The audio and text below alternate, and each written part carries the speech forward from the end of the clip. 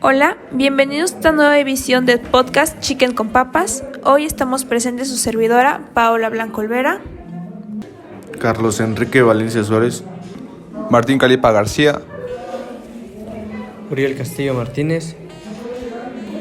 y les hablaremos sobre los siguientes temas. Buenos días, entonces hoy les hablaremos de la relación y contrato del trabajo. Les hablaremos sobre el artículo 20 de la ley laboral actual. ¿Nos los puedes leer, por favor, Carlos? Claro que sí. Nos dice que es el concepto de la relación de trabajo. Se entiende por relación de trabajo cualquiera que sea el acto de origen, la prestación de un trabajo personal subordinado a una persona mediante el pago de un salario. Pues esto básicamente nos dice que pues es cualquier acto que preste un servicio y pues consecuentemente pues tenga un pago. Pues creo que esto lo hemos visto diariamente en nuestro país, ¿no? Sabemos que muy bien que cuando hacemos un servicio o un trabajo, ya sea este es remunerado con algo económico, ¿no? O con un salario como tal. Y ahora les hablaremos sobre el concepto de contrato individual de trabajo, que se los hablará mi compañero. Bueno, el contrato individual del trabajo, cualquiera que sea forma denominada, es aquel virtud de la cual la persona se obliga a presentar una u otra trabajo personal subordinado mediante un pago o un salario. La prestación de un trabajo a que se refiere el párrafo primero y el contrato celebrado produce los mismos efectos. Pues creo que recalcamos lo anterior, ¿no? Que es básicamente lo mismo, ¿no? Pero en otras palabras, ¿no? ¿Cómo ves, compañero? Pues sí, que es básicamente lo mismo, solo que un poco más formalón. Bueno, básicamente de esta definición y del artículo podemos desprender las siguientes conclusiones. Como el primero sería que no importa el nombre de las partes que le den el contrato que se celebre, ya que será un contrato de trabajo que se produce por parte de la obligación de prestar un servicio personal a un subordinado y por otra parte a pagar un salario. Bueno, y el segundo sería que el contrato es simplemente un acuerdo de voluntades siendo trascendentes para que todas sus consecuencias legales se inicien y no lo presenten del servicio. Todo contrato, para que tenga plena vigencia jurídico, debe reunir ciertos requisitos que a continuación les presentaremos. Pues básicamente es esto, ¿no? Un trabajo a cambio de una remuneración económica. Eso es todo. Consentimiento se entiende como tal el acuerdo de dos o más personas en donde manifiestan su voluntad real sobre una situación jurídica que tiene por objeto producir consecuencias de derecho y su forma puede ser expresa o tácita, como lo contempla el artículo 1803 del Código Civil.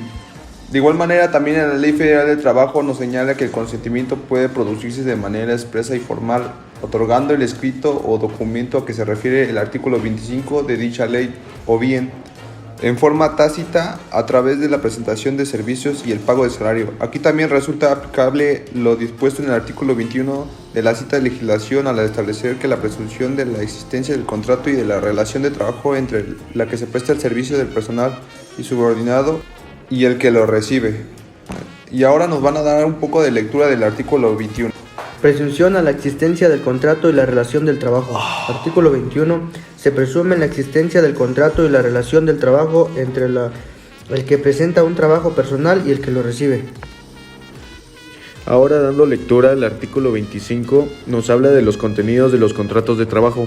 Nos dice que el escrito en el que consten las condiciones de trabajo deberán contener lo siguiente. 1. Datos del trabajador y del patrón. El nombre, nacionalidad, edad, sexo, estado civil, clave única de registro de población, registro federal de contribuyentes y domicilio del trabajador y del patrón. Pues esto básicamente nos dice que son los datos personales tanto del trabajador como del patrón. Después va tipos de relaciones laboral. Si la relación de trabajo es para obra o tiempo determinado, por su temporada de capacitación inicial o por tiempo indeterminado, y en su caso si está sujeta a un periodo de prueba. Pues básicamente nos dice que en este apartado que siempre hay que especificar el tiempo determinado en que vas a hacer es el servicio requerido o por obra, porque hay muchas personas que se afianzan de esto y a veces hacen cosas malas, ¿no?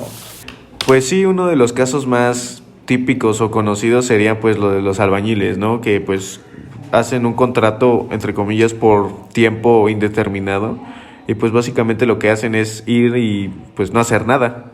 Y ya con esto pues están alargando su tiempo de trabajo y ganan sin hacer ningún acto.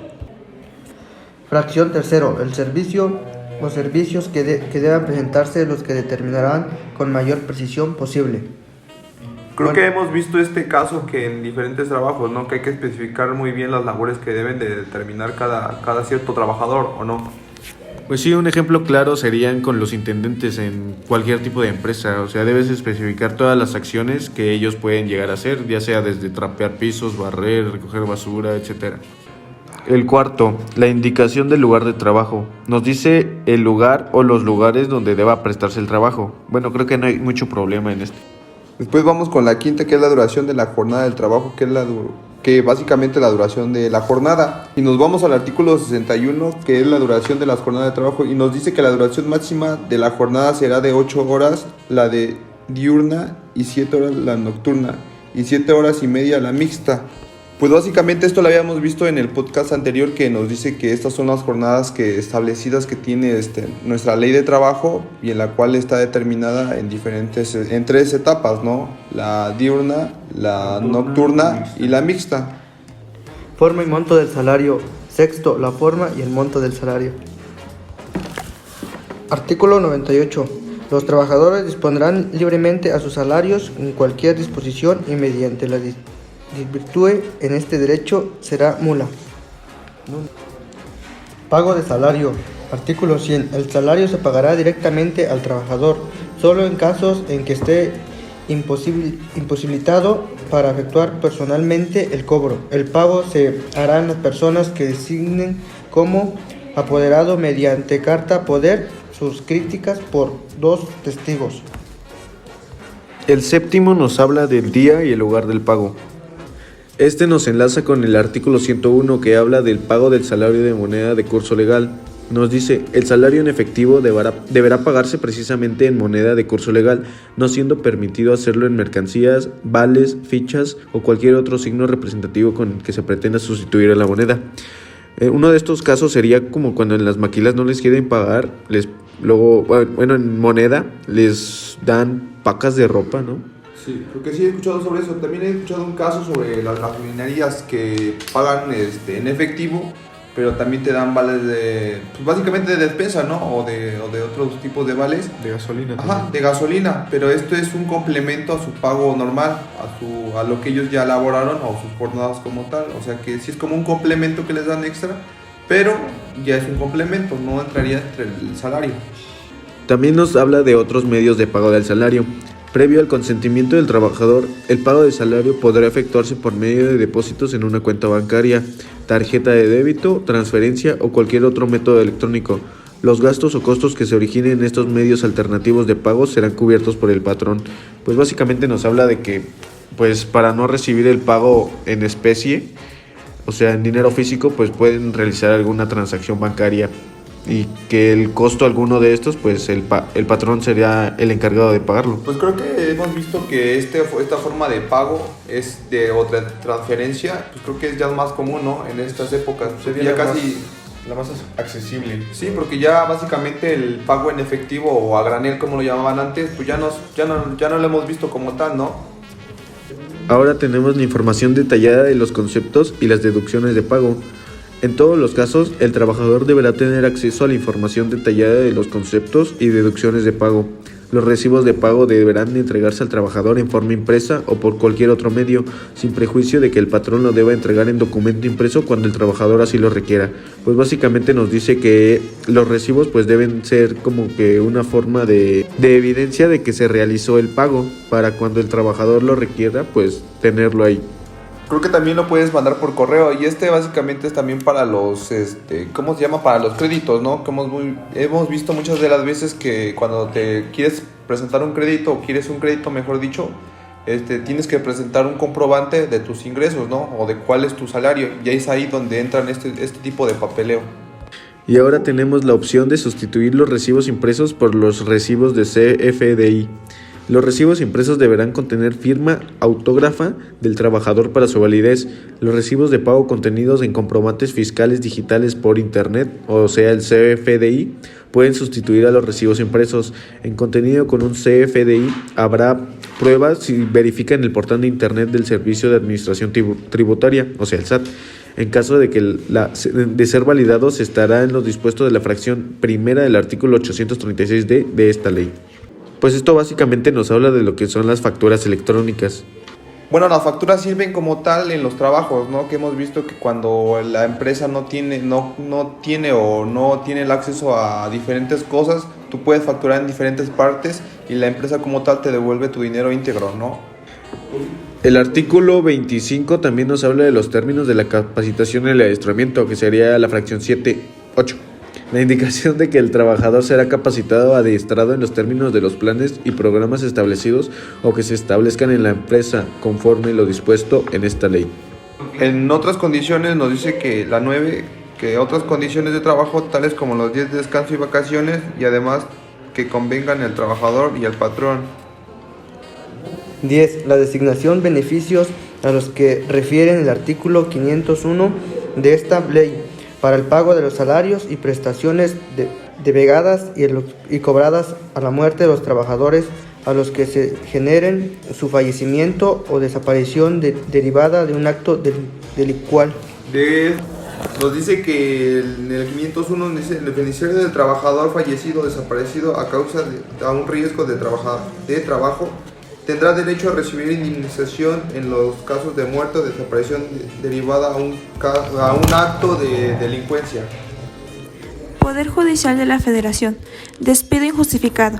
Si el patrón se excepciona manifestando que no existe relación laboral con él, sino un contrato civil de suministro por virtud de un tercero, le proporciona a los trabajadores y lo libera de cualquier obligación de carácter laboral en relación con él, dicha excepción resulta improcedente.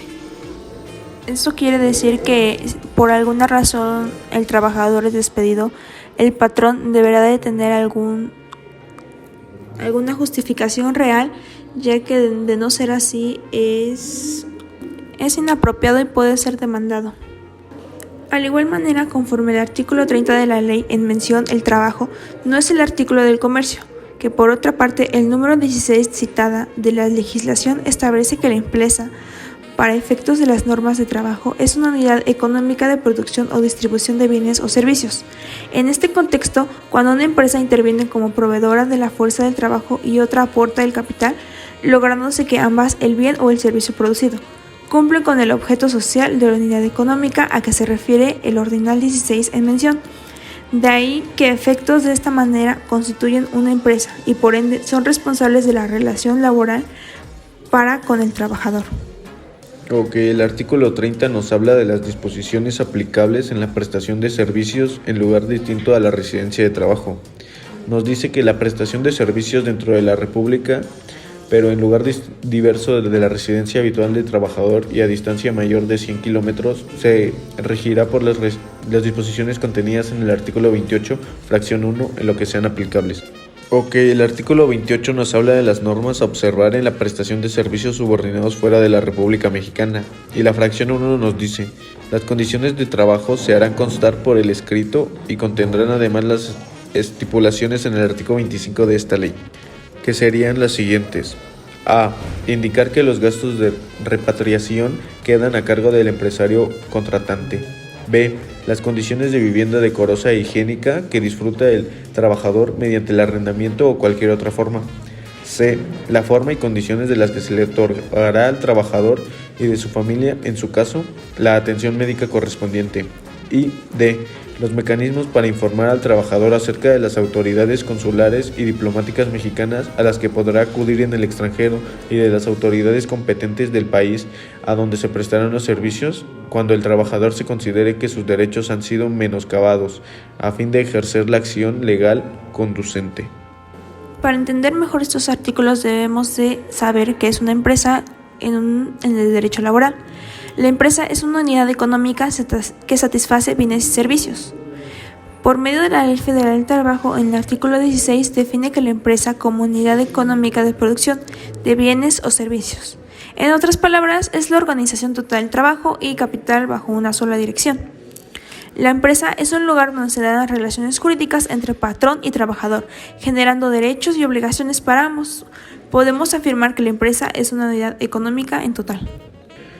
Ok, el artículo 16 pues nos habla de eso, del concepto de la empresa. Nos dice que para los efectos de las normas de trabajo se entiende por empresa la unidad económica de producción o distribución de bienes o servicios y establecimiento de la unidad técnica que como sucursal, agencia u otra forma semejante sea parte integrante y contribuya a la realización de los fines de una empresa. Para esto, el crecimiento de la empresa obliga a crear establecimientos, cada uno con autonomía propia. Para manejar el mismo define administración general. Debemos distinguir que la empresa es de un todo y el establecimiento es parte de todo. La empresa puede subsistir sin el establecimiento, pero el establecimiento no existe si no hay una empresa. Ok, ahora hablaremos de las habitaciones para los trabajadores. Nos dice que es la obligación de los patrones proporcionar habitaciones a los trabajadores, o sea, casas. Toda empresa agrícola, industrial, minera, etc. está obligada a dar este servicio de manera cómoda e higiénica. El Infonavit tendrá por objeto crear sistemas de financiamiento que permitan a los trabajadores obtener crédito suficiente para obtener una habitación.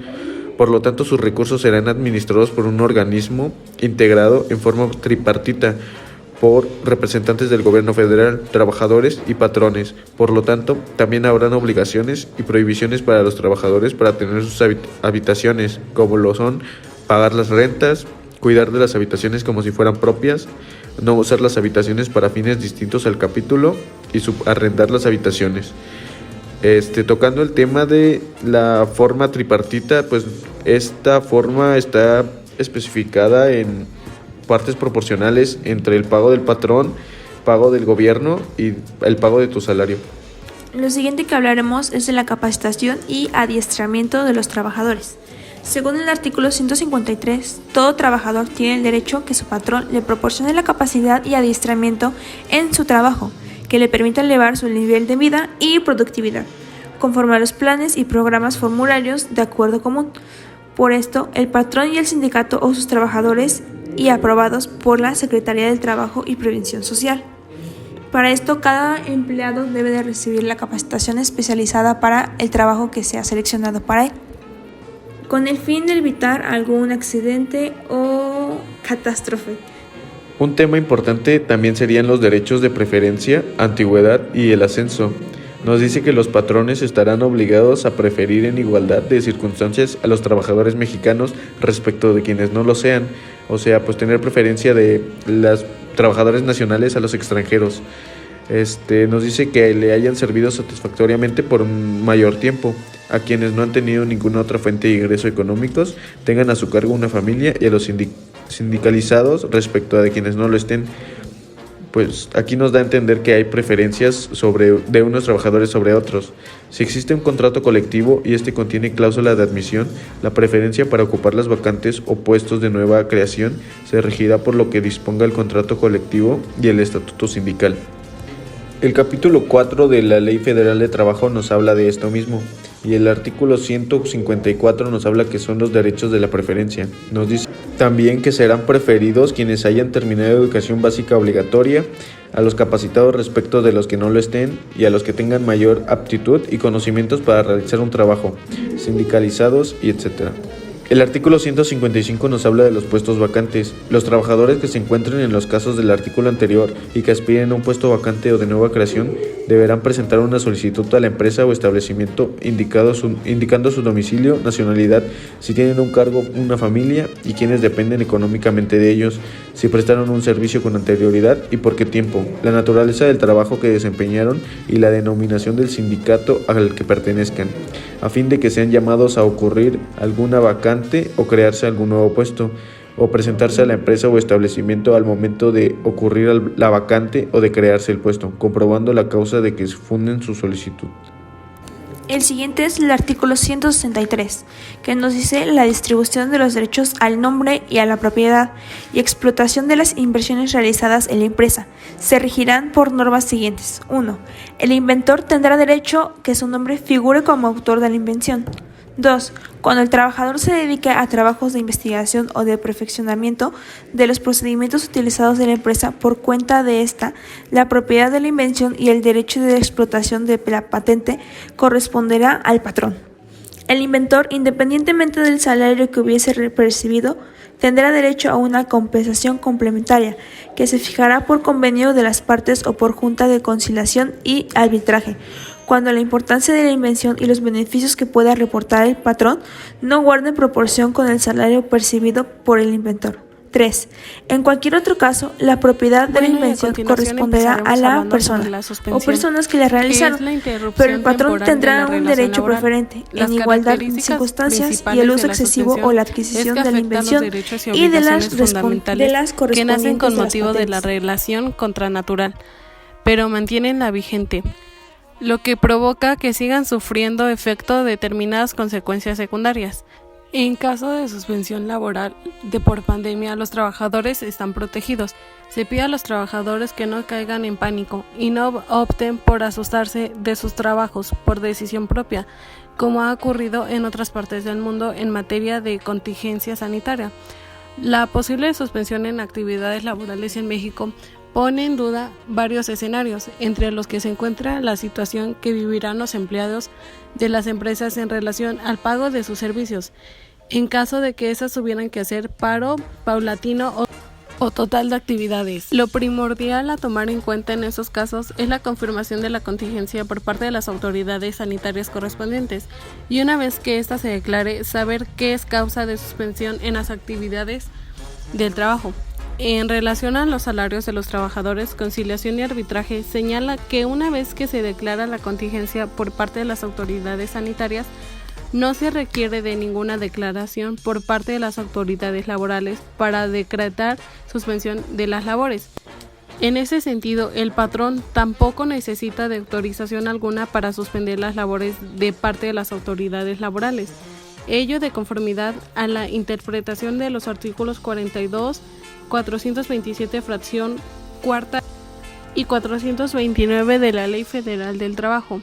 Durante el primer mes de la suspensión derivada de la contingencia, el patrón ha de pagar al título de indemnización a sus trabajadores por cada día de suspensión de las labores, lo correspondiente al importe de un día de salario mínimo general vigente en la zona económica donde presten sus servicios. Ello de conformidad el artículo 429 fracción quinta de la Ley Federal del Trabajo.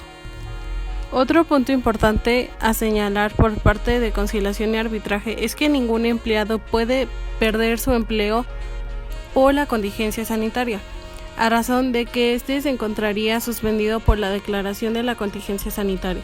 En contraste, José Antonio Caballero Juárez, investigador del Centro de Investigación y Docencia Económicas, apunta que el tema tiene mucho que ver con el tamaño de la crisis y decisiones del gobierno al respecto, pues aunque la Ley Federal del Trabajo contempla casos extremos, el punto clave está en acción del gobierno. En la Ley Federal del Trabajo existen excepciones que sustentan el alto o paro de actividades en casos como el que se vive a raíz del COVID-19. Y ello reside en los casos fortuitos o de fuerza mayor mismos que se asientan en los artículos 430, 250 y 427. La suspensión de pagos depende de muchos hilos, entre los que se encuentran los diferentes tipos de modelos de contratación que existen, así como el tamaño de cada empresa, como apuntaba Espinosa. En ese sentido, los caminos se dividen entre el derecho mercantil y la Ley Federal del Trabajo, en los que antes de declarar suspensión de labores han de quedar claros los fondos de los empleados, todo tipo de adeudos laborales como el aguinaldo, la seguridad social, que debe por ley ocupar el primer lugar a cubrir, seguida de los bienes inmuebles, la maquinaria y el equipo, y conforme a la ley los creadores financieros van al final. Habrá empresas que puedan aplicar la suspensión de pagos, aplicar solo a una etapa de suspensión en materia laboral, sin ir a liquidación, recuperar liquidez, financiamiento y pedir suspensión ante el juez local. Causas legales de suspensión. La Ley Federal del Trabajo señala que en su artículo 42 son causas de suspensión temporal de las obligaciones de prestar el servicio y pagar el salario sin responsabilidad para el trabajador y el patrón. 1. La enfermedad contagiosa del trabajador. 2. La incapacidad temporal ocasionada por un accidente o enfermedad que no constituya un riesgo de trabajo. 3. La prisión preventiva del trabajador, seguida de sentencia absolutoria. Si el trabajador obró en defensa de la persona o de los intereses del patrón, tendrá la obligación de pagar los salarios que hubiese dejado de percibir aquel. 4. El arresto del trabajador. 5. El incumplimiento de los servicios y el desempeño de los cargos mencionados en el artículo 5 de la Constitución y las obligaciones consignadas en el artículo 31, fracción tercera de la misma Constitución. El artículo 43 citado del ordenamiento laboral señala que la suspensión surtirá efectos. En los casos de la fracción 1 y 2, el artículo anterior, desde la fecha en que el patrón tenga conocimiento de la enfermedad contagiosa o en que se produzca la incapacidad para el trabajo, hasta que se termine el periodo fijado por el Instituto Mexicano del Seguro Social, o antes, si desaparece la incapacidad para el trabajo, sin que la suspensión pueda exceder del término fijado en la Ley del Seguro Social, para el trámite de las enfermedades que no sean consecuencias de un riesgo de trabajo. Separación voluntaria. Es la que se presenta cuando ambas partes, tanto como patrón como trabajador, deciden dar por determinada la relación laboral de manera voluntaria. Su fundamento, los contratos en el artículo 53, fracción 1 de la Ley Federal del Trabajo, que dice, son causas de determinación de las relaciones de trabajo. Y por último, rescisión de las relaciones de trabajo. Es el acto mediante el cual una de las partes da por concluida de manera unilateral la relación laboral, invocando una causa grave de incumplimiento.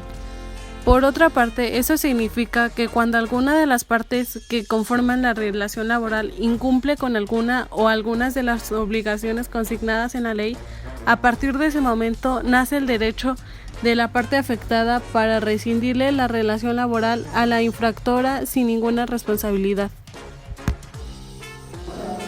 Bueno, y así concluimos con los temas. Y con esto pues concluimos el trabajo del podcast Chiqui con Papas. Hasta la próxima.